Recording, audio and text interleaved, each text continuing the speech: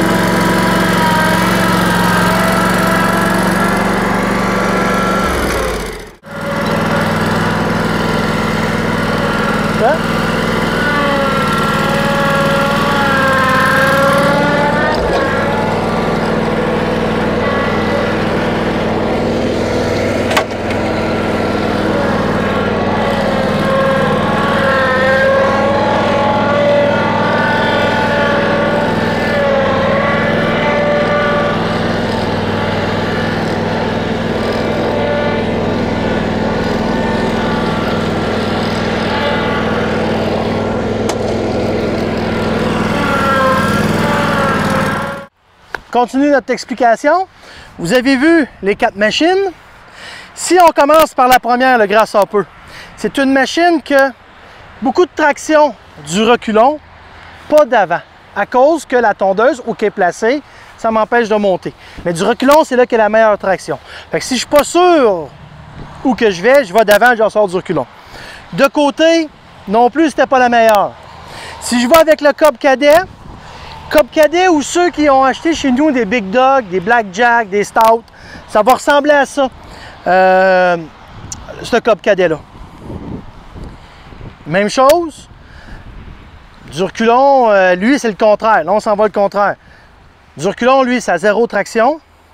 D'avant, c'est là que j'avais la meilleure traction. De côté, c'était moins bon. Mais d'avant, j'avais une très, très bonne traction. Si je vais avec le Kieti, c'est une machine qui est un petit peu plus grosse que le Cub Cadet.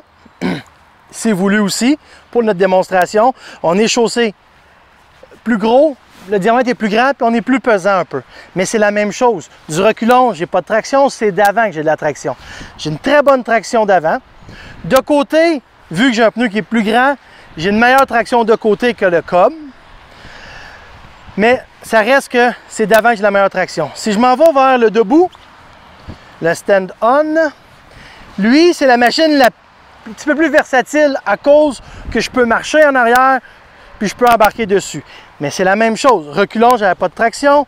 D'avant, c'est là que j'avais la meilleure traction. D'avant, cette machine-là, c'était un tank. De côté, vous avez vu, j'avais une bonne traction de côté, mais c'était pas beaucoup mieux que le Kieti, là. Ça se ressemblait beaucoup, là. À la fin, on vous l'a fait marcher dans un talus.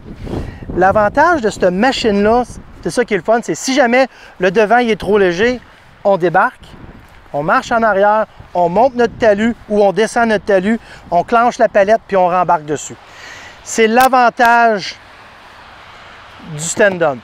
Fait que si j'aurais un classement à faire aujourd'hui, numéro 1, numéro 2, numéro 3, numéro 4.